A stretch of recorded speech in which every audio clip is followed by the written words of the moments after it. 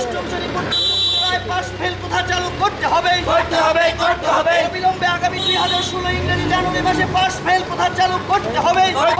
All India DSU ছাত্র সংগঠনের উদ্যোগে আজকে বিদ্যালয় শিক্ষা দপ্তরের সামনে আমরা বিক্ষোভ প্রদর্শন করছি।